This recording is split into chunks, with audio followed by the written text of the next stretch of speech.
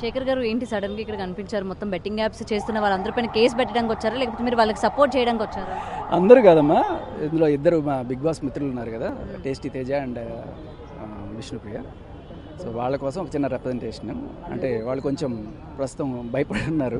కానీ శేఖర్ భాష అనగానే ఎవరైనా తప్పు చేస్తే ఫ్రెండ్ అయినా సరే వాళ్ళని ఎదిరించే తత్వం ఉంది కదా, మరి వీళ్ళు ఫ్రెండ్స్ అయినప్పటికీ తప్పు చేశారు కాబట్టి మరి మీరు వాళ్ళని ఎందుకు రిప్రజెంట్ చేస్తున్నారు? తప్పు వేరు, పొరపాటు వేరు. వీళ్ళు చేసింది పొరపాటు. అది కూడా లీగల్ ఇది చేశారా ఇల్లీగల్ చేశారా కూడా మనకి ఇంకా తెలియదు. ఒకసారి అది చాలామందికి అంటే మనకి ఇవాళ సొసైటీ అందరికీ తెలియాలి. ఇది ఏదో డబ్బులు వస్తాయి కదని రకరకాలు ప్రమోట్ చేస్తుంటాం. కానీ బెట్టింగ్ యాప్స్ని ప్రమోట్ చేయడం అనేది ఎంత ప్రమాదకారి అనేది, అంటే లీగల్ కాబట్టి ప్రమోట్ చేసుకోవచ్చు, ఇల్లీగల్ కాబట్టి ప్రమోట్ చేయకూడదు అనేది కాకుండా ఇల్లీగల్ చేసినా చచ్చిపోయేవాళ్ళు ఉంటారు, ఇల్లీగల్ చేసినా పోయేవాళ్ళు ఉంటారు. బట్ ఏదైనా వీ హ్యావ్ డిసైడెడ్, ఇంకా అంటే బిగ్ బాస్లో అందరూ కూడా ఏకగ్రీవంగా ఇక్కడ నుంచి అంటే చేయొద్దు అనేది, లీగల్ అయినా ఇల్లీగల్ అయినా చేయకూడదు అనేది డిసైడ్ అయ్యారు. బట్ ఇది ఎప్పుడుదో వీళ్ళకి సంబంధం, నాకు తెలిసి ఒక 2 ఏళ్ల క్రితం సంగతి. అది కూడా లీగల్దేనే అని అనుకుంటున్నాను నేను.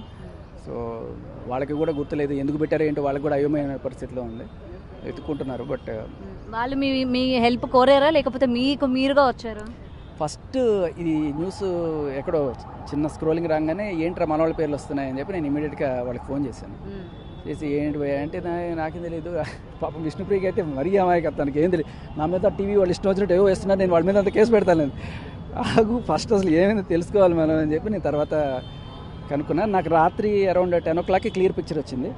సో మొత్తానికి ఇది ఎఫ్ఐఆర్ అయింది ఇది. బట్ అందరూ మెన్షన్ చేశారు వీళ్ళకి ఏ సైట్ మీద ప్రమోట్ చేశారు, వీళ్ళకైతే ఏం రాయలేదు.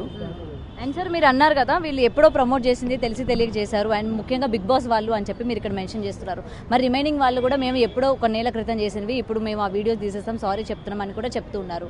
మరి వాళ్ళు కూడా పొరపాటుగా చేశారేమో అని చెప్పి వాళ్ళ తరపున ఎందుకని మాట్లాడట్లేదు మీరు? వాళ్ళు అడగాలి కదా మా నాన్న. వీళ్ళు అడిగారంటారు అయితే? అంటే వీళ్ళతో రెగ్యులర్ టచ్లో ఉంటాను నేను అందుకని. ఓకే. సో వాళ్ళతో అంత పెద్ద టచ్ ఉండదు. వాళ్ళని కూడా సంప్రదించే, అంటే వాళ్ళకి ఏదైనా హెల్ప్ కావాలంటే లీగల్గా మనం చేస్తాం. మనం ఫస్ట్ నుంచి అదే పనిలో ఉన్నాం కాబట్టి. ఇప్పుడు వీళ్ళు నిజంగా బెట్టింగ్ యాపే ప్రమోట్ చేస్తారని తెలిస్తే మీరు నెక్స్ట్ స్టెప్ ఏంది? అంటే లీగల్గా ఏ యాక్షన్ అయితే అది జరుగుతుంది, దాంట్లో మనం ఆపేది ఏం లేదు. అసలు నేను ఎప్పుడు లీగల్ బెట్టింగ్ యాప్స్కి నేను ఎప్పుడు కూడా నేను ప్రమోట్ చేసింది లేదు, అండ్ ఫర్ కూడా లేదు.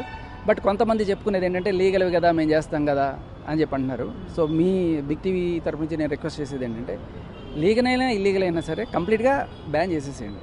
ఐ మీన్ లైక్ ఇప్పుడు మనం చూస్తున్న మెట్రో పోతుంటే దాంట్లో మీకు కూడా మీకు ఆ పరియో లేకపోతే కొన్నిసార్లు ఈ డ్రీమ్ 11 ఇలాంటివి కనబడుతుంటాయి. సో వై అంటే ఎఫ్ఐఆర్లో కూడా కొన్ని ఆ పేర్లు కూడా మెన్షన్ చేస్తున్నాం. అండ్ ఇంకోటి కూడా ఏంటంటే దీంట్లో ఇంకా లీగాలిటీస్ లోపలికి పోతే ఇంకా అంటే వీళ్ళు ఏదైనా కోడ్ పెట్టారా, ఆ కోడ్ పెట్టి వీళ్ళు ఆడారా, ఆడితే దానికి సంబంధించి ఏదైనా అవతల వాళ్ళు ఎవరైనా నష్టపోయారా, ఇలాంటివన్నీ చూస్తారు. ఊరికే ఏదో పేరు చెప్పడం, బ్రాండ్ ప్రమోషన్ దానికి సంబంధించి ఉండకపోవచ్చు. ఐ డోంట్ నో, బట్ చూడాలి లీగాలిటీస్.